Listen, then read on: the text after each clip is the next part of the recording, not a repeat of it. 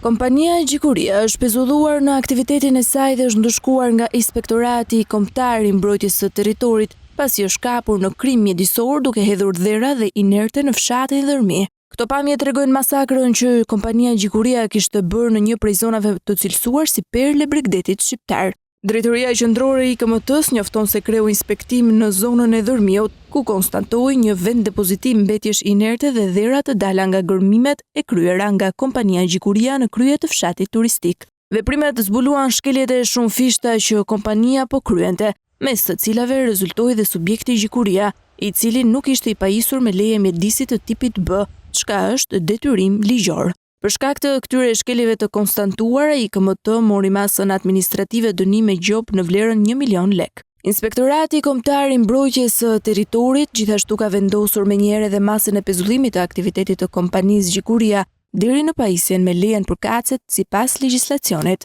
Kompanisë Gjikuria ju ngarkua edhe detyrimi për të eliminuar pasojat e shkaktuara në një afat të arsyeshëm për të rehabilituar zonën ku janë kryer depozitimet e inerteve.